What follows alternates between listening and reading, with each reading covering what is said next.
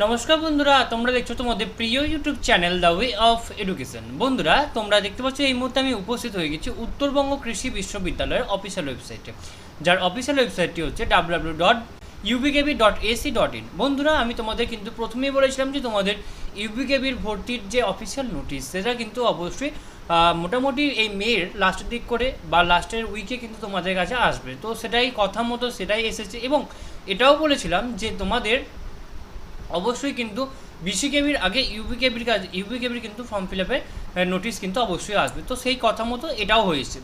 তো আজকে আমি তোমাদের সাথে আলোচনা করব ঠিক এবারে কতগুলো করে সিট এলো, কত ভর্তির ফিস লাগছে, কবে থেকে ভর্তি শুরু হবে, কবে থেকে ভর্তি চলবে, কী কী ডকুমেন্টস লাগবে, সমস্তটা কিন্তু তোমাদের সাথে আজকে আমরা আলোচনা করব এই ভিডিওর মাধ্যমে। তো তোমরা কিন্তু অবশ্যই ভিডিওটা সম্পূর্ণ দেখবে, এবং চ্যানেলে প্রথমবার দেখলে অবশ্যই চ্যানেলটি সাবস্ক্রাইব করে দেবে প্রথম থেকে শেষ অবধি সম্পূর্ণরূপে গাইডেন্স পাওয়ার জন্য। ওকে, তো বেশি কথা না বাড়ি চলো শুরু করা যাক আমাদের আজকে আলোচনার বিষয়টি। আশা করি তোমরা পুরোটা এনজয় করবে। ওকে, তো দেখতে পাচ্ছ এটা আমি ইউবিকেবির অফিসিয়াল ওয়েবসাইটে আমি উপস্থিত হয়ে গেছি। তো তোমাদের এই যে অ্যাপ্লাই যে বাটন রয়েছে, এই অ্যাপ্লাই বাটনে ক্লিক করে তোমরা অ্যাপ্লাই করতে পারো, সেটা আমি পরে দেখাচ্ছি। আগে তোমাদের দেখাবো তোমাদের অ্যাডমিশনের নোটিফিকেশানটা। ওকে, তো দেখতে পাচ্ছি এটা হচ্ছে অ্যাডমিশনের নোটিফিকেশান। উপরে লেখা আছে Uttarbanga Krishi Viswavidyalaya, Pandubiri Pundibari, Cooch Behar, West Bengal 736165.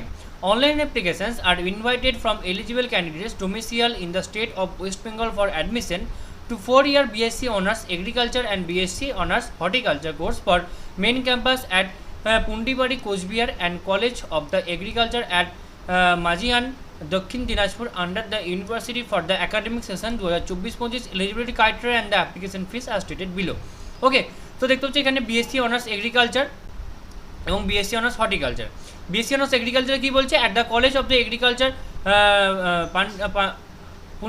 Pundibari, Cooch Behar, West Bengal, at the college of agriculture Majhian, Dakshin Dinajpur. তো তোমরা কিন্তু অবশ্যই এগ্রিকালচারের জন্য, অর্থাৎ তোমরা যারা ইউবিকেবি থেকে এগ্রিকালচারের জন্য তোমরা বিএসসি করতে চাও, তো তোমাদের কিন্তু এই দুটো ক্যাম্পাস তোমরা পাবে, এবং যারা হর্টিকালচার করতে চাও তাদের জন্য শুধুমাত্র একটা ক্যাম্পাস, সেটা হচ্ছে মেন ক্যাম্পাসটা তোমরা পাবে। এটা কিন্তু তোমরা প্রথমেই ক্লিয়ার করে নাও। ওকে, তোমাদের ক্ষেত্রে অবশ্যই বয়স হতে হবে 16 বছর থেকে বয়স হতে হবে, এবং 1/6/2024 বেস করে তোমার বয়স কিন্তু 16 বছরের মধ্যে মানে ওপরে হতে হবে। এবং এক্ষেত্রে তোমাদের ফিস লাগছে 1200 টাকা ফিস লাগবে, এবং যারা SC ST রয়েছে তাদের জন্য 600 টাকা ফিস লাগবে। পিডব্লিউ ক্যাটাগরিদের জন্য কিন্তু কোনো ফিস এক্ষেত্রে লাগছে না। Application fees needs to be paid online mode without fee, no application will be entertain. অর্থাৎ তোমরা যারা জেনারেল রয়েছে, ওবিসি রয়েছে, SC ST রয়েছে, তোমাদের একটা মিনিমাল একটা তো ফিস লাগবে। সেই ফিসটা যতক্ষণ না তোমরা পেড করছো ততক্ষণ কিন্তু তোমাদের কিন্তু কোনোভাবে অ্যাপ্লিকেশন কিন্তু এখানে এন্টারটেন করা হবে না। ওকে, তো এবার আমি দেখবো তোমাদের এলিজিবিলিটি কন্ডিশনস কী বলছে।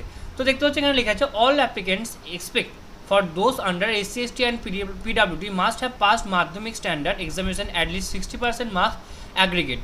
Application under SC and ST PWD category should have 55% marks in aggregate in madhyamik and secondary examination. তো তোমরা দেখতে পাচ্ছ তোমাদের মাধ্যমিকের মার্কসও এখানে কিন্তু খুব ভ্যারি করছে, এবং 60% মার্কস থাকলে জেনারেল ক্যান্ডিডেটের ক্ষেত্রে 60% মার্কস থাকলে তোমরা এখানে আবেদন করতে পারবে, এবং যদি SC ST হয় সেক্ষেত্রে 55% মার্কস তোমাদের অবশ্যই থাকতে হবে। ওকে, এবং হায়ার সেকেন্ডারিদের ক্ষেত্রে তোমাদের জেনারেল অ্যান্ড ওবিসি ক্যাটাগরিদের ক্ষেত্রে 60% মার্কস থাকতে হবে ফিজিক্স, কেমিস্ট্রি, বায়োলজি আর এগ্রিকালচার, হর্টিকালচার এই তিনটি সাবজেক্টের উপর, এবং ইংলিশের মার্কসটা কিন্তু এখানে যোগ হবে। এবং যারা SC ST রয়েছে তাদের ক্ষেত্রে 50% মার্কস হলে তোমরা এখানে আবেদন করতে পারবে। অথবা হায়ার সেকেন্ডারি এক্সামিনেশন যারা WB ভোকেশনাল বোর্ডের ক্ষেত্রে রয়েছে 60% মার্কস থাকতে হবে, এবং SC STদের ক্ষেত্রে 50% মার্কস হলে তোমরা এখানে আবেদন করতে পারবে।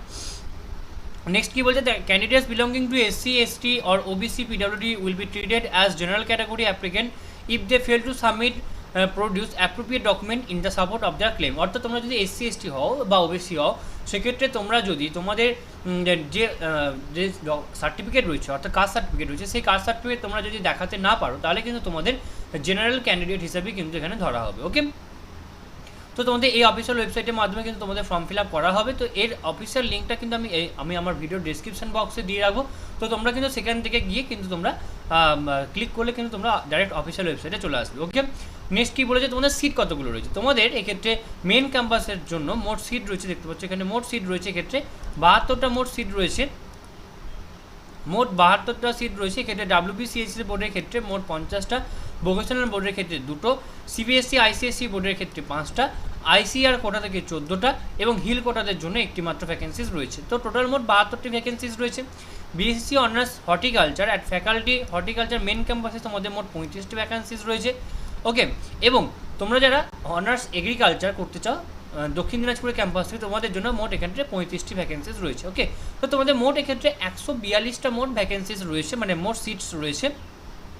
এবং তোমাদের সাবমিশন শুরু হবে, ফর্ম ফিল আপ শুরু হবে 28শে মে, অর্থাৎ আজকে থেকে তোমাদের ফর্ম ফিল আপ শুরু হবে। Last date of the submission of the application form 18ই জুন, তোমাদের 18ই জুন অবধি ফর্ম ফিল আপ চলবে।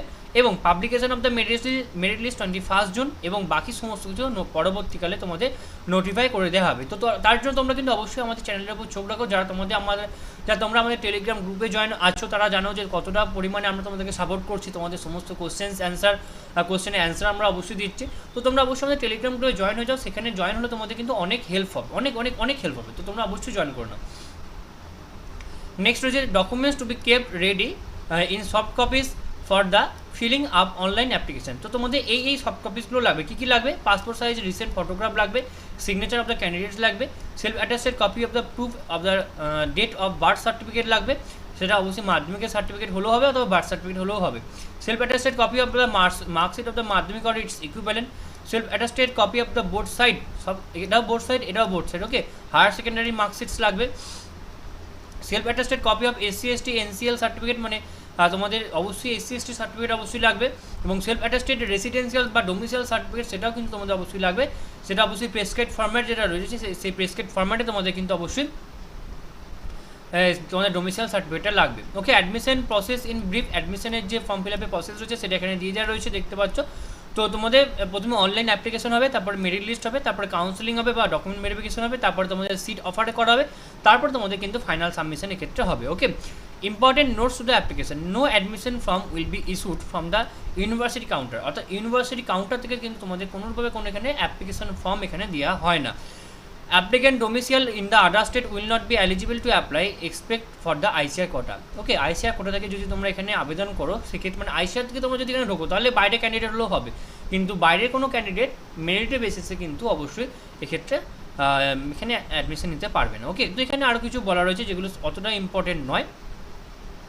Documents required during the physical verification for the final admission. তো তোমাদের যে ডকুমেন্টসগুলো তোমরা এক্ষেত্রে ফর্ম ফিল আপের সময় আপলোড করবে সেই ডকুমেন্টসগুলো কিন্তু তোমাদের অবশ্যই হার্ড কপি হিসেবে তোমাদের অবশ্যই লাগবে। তো তোমরা সেটা বুঝতে পারছো, তোমরা অবশ্যই হার্ড কপি সেটা নিয়ে যাবে, 4 কপিস অবশ্যই পাসপোর্ট সাইজ ফটোগ্রাফ নিয়ে যাবে, original self attested copy of Aadhaar card নিয়ে যাবে, first page of the bank passbook লাগবে, অবশ্যই ইনকাম সার্টিফিকেট লাগবে, এবং মাইগ্রেন্ট সার্টিফিকেট যদি কিছু থাকে সেক্ষেত্রে মাইগ্রেন্ট সার্টিফিকেট তোমাদের যেটা ইস্যু করা থাকবে সেটা লাগবে। ওকে, নেক্সট রয়েছে important information for the counselling and admission to the different degrees and the program. Self verification হবে after publication of the merit list, any change in the marks of the final transcript shall not be entertained। তোমাদের merit list publish হয়ে যাওয়ার পরে তোমাদের যদি কোনোভাবে মার্কসে কোনোভাবে change হয় তাহলে সেটা কিন্তু পরবর্তীকালে সেটা ওখানে ধরা হবে না। ওকে, তোমাদের অবশ্যই নন ক্রিমি লেয়ার সার্টিফিকেট অবশ্যই লাগবে, সেটা অবশ্যই ভ্যালিড হতে হবে।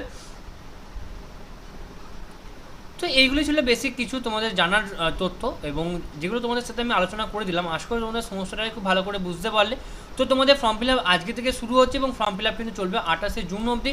21 তারিখে কিন্তু তোমাদের প্রভিশনাল মেরিট লিস্ট কিন্তু পাবলিশ করা হবে। তো আশা করি তোমরা সমস্ত আলোচনাটাকে ভালো করে বুঝতে পারলে, এবং এরপরও যদি তোমাদের কোথাও কোনোভাবে কোনো প্রবলেম হয়ে থাকে তো তোমরা কিন্তু অবশ্যই আমাদেরকে কমেন্ট বক্সে কমেন্ট করে জানাতে পারো, অথবা তোমরা কিন্তু আমাদেরকে টেলিগ্রামেও কিন্তু পার্সোনালি মেসেজ করতে পারো।